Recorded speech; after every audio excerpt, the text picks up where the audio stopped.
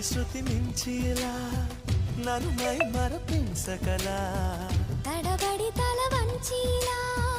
తలపును అని చేస్తే ఎలా మరేం చెయ్యనే నీతో